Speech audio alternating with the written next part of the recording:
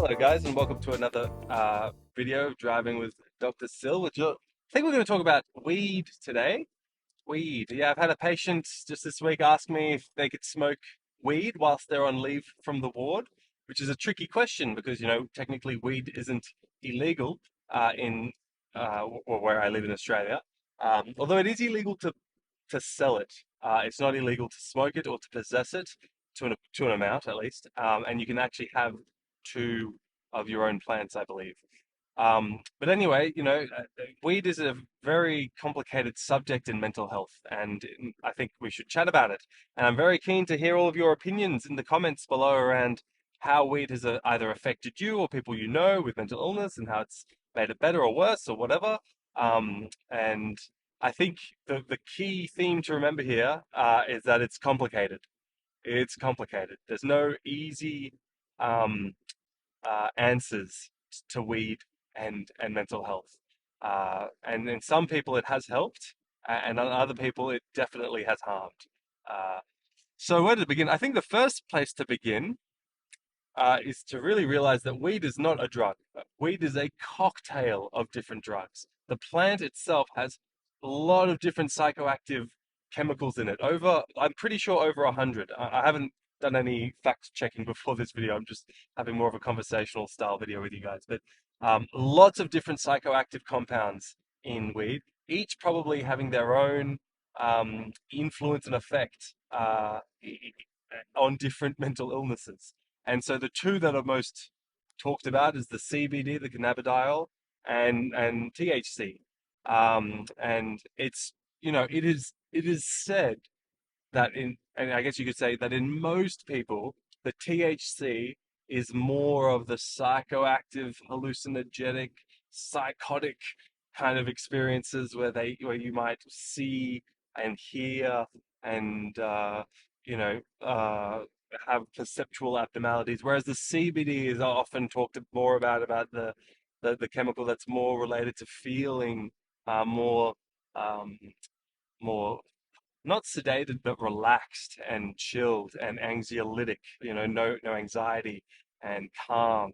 Um, so that's and so when some people say, "Oh, I'm going to have some CBD heavy weed or some THC heavy weed," and the experiences usually follow that track. But it isn't by no means is it that easy and clear cut. And definitely, some people who have high CBD weed can have very destructive or very crazy uh, trips, and vice versa. And really, it's because the intrinsic cannabinoid system in our brains is very poorly understood. And there are receptors everywhere in the brain. It is not a clean, like, part of the brain. It's not like just the part of the brain that's involved in hearing has the cannabinoid receptors. And so if you smoke weed, you get auditory hallucinations because of the lock and key mechanism, and it's simple. No, no, no, no, no. Very complicated stuff. Anyway, coming back to whether people should smoke weed on leave from hospitals or whether it's a good idea. I think the story I want to tell about weed is that it is a complicated drug that needs expertise in its use. And the biggest problem is that people use it without expertise. They use it poorly. And the biggest risk the highest risk group of people that use weed poorly is teenagers. It is very important in teenagehood to be motivated and to feel anxiety and to manage that anxiety with healthy adaptive coping mechanisms. That is a very important developmental goal in teenagehood. What does weed do? Well, weed becomes a very unhealthy defense mechanism for anxiety.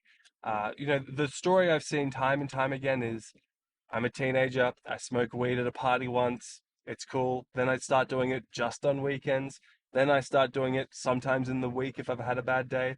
Then I start doing it every night for sleep. Then it quickly becomes it's the only thing that helps me get to sleep. Then I start using it for anxiety. Then I start now it's the only thing that helps with my anxiety. And now I'm addicted, and the thing is, it does affect your motivation. You do get this thing called an amotivational syndrome, like you just don't have motivation to achieve things because you're high, right? Absolutely. Well, it's controversial to talk about weed as an addictive substance or not, but you can definitely become addicted to weed, whether it's an addictive substance or not. The people who are vulnerable to that, can become addicted and smoke it every day and can't quit and essentially become functionally like they get functional decline. They can't hold down jobs, they can't hold down relationships. It's a very dangerous drug. But unlike any other drug, the thing that can make it very evil, very insidious and dangerous is that unlike other drugs, it captures the soul of the user in a way. Now, I'm not against weed fully, right? It's a fine drug. I'm just talking about the risks at the moment. But what it does is, unlike other drugs, people will defend it with their life. So when I talk to someone who's addicted to meth, they say, look, I'm addicted to meth, but meth does suck. I see why it's a bad drug, but I'm addicted and I'm going to keep using it. If you're addicted to heroin, I see why heroin's a bad drug, but I'm addicted and I'm going to keep using it. Smoking, same thing. Alcohol, same thing. These drugs, people can see how bad they are, but they recognize they have an illness and they're going to keep doing it. THC, marijuana, I don't know what it does to people, but they will never admit that it's a bad thing. It's like look at look at the effect it has had on your life, and they will still defend it as a really important part of their life, and that it's good and it's helpful, and that they just need to smoke the right kinds of weed at the right times, and they will defend it with their soul.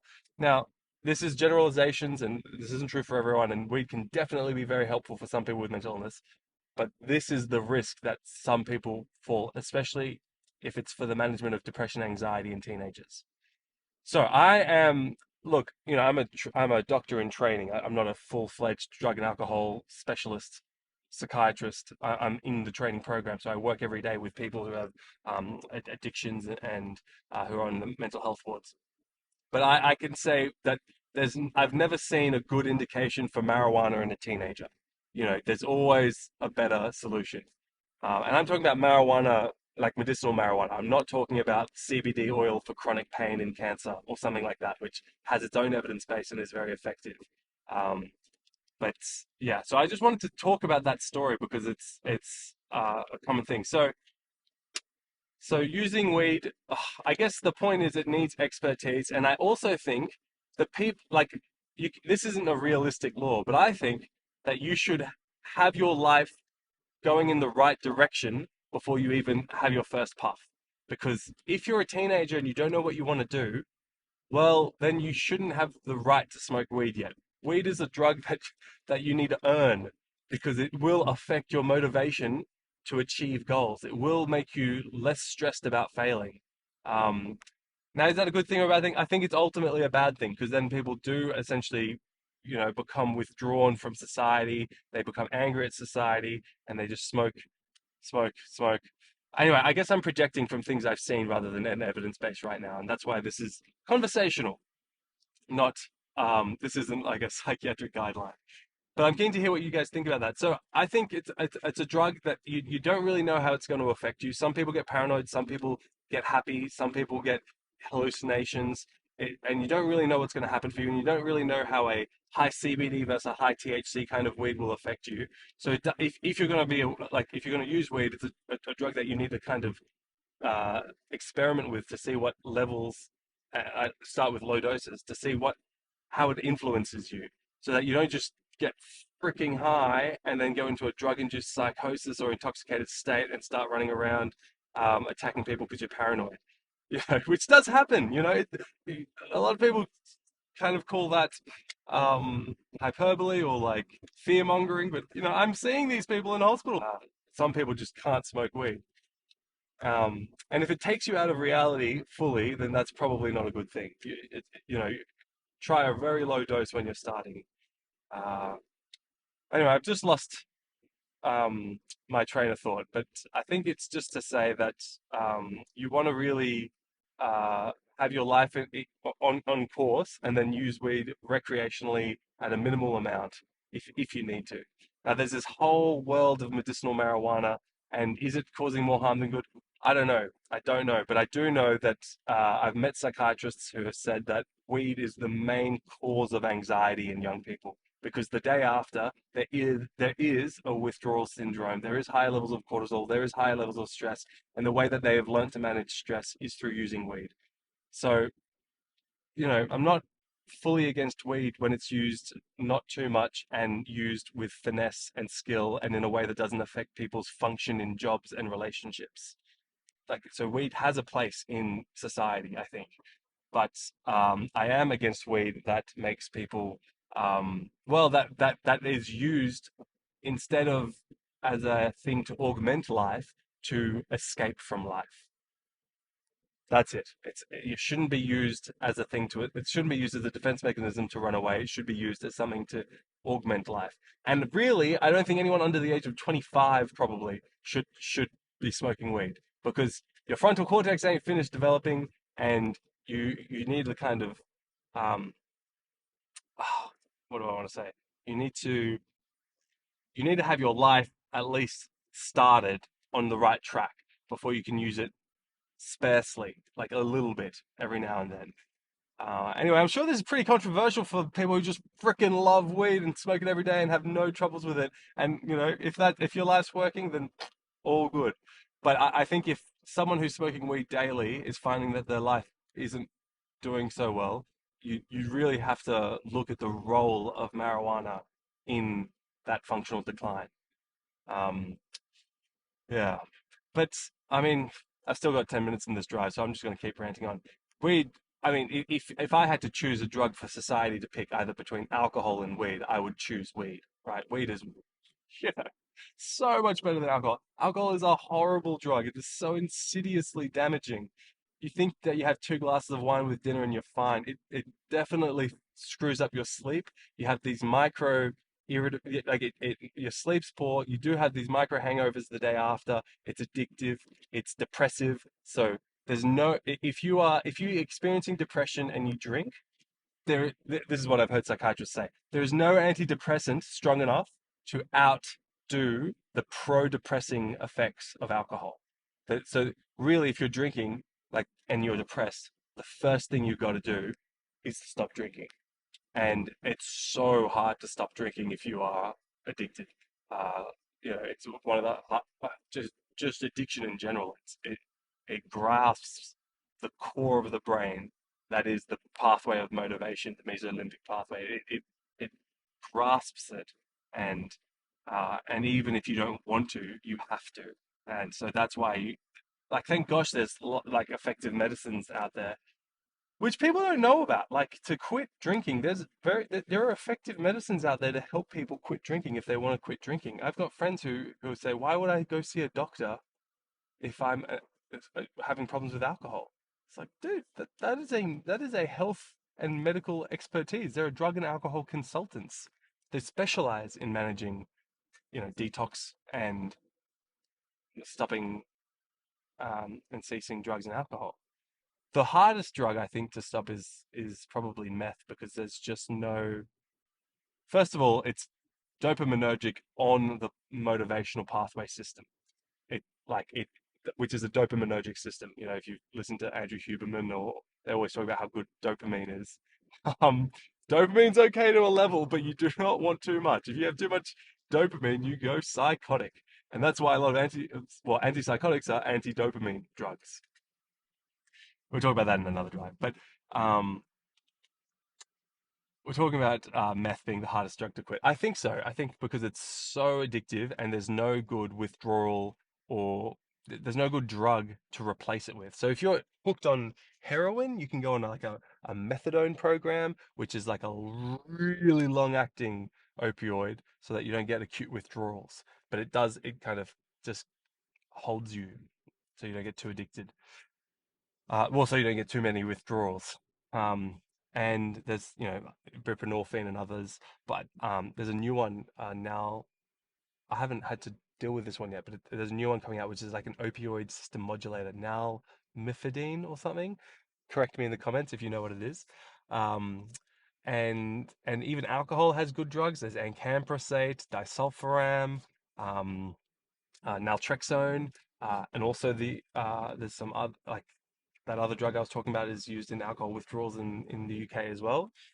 So there's options for that. Even smoking, there's good drugs for quitting smoking. Varenicline, obviously nicotine replacement, so chewing gums and inhalers and even vaping can help quit smoking.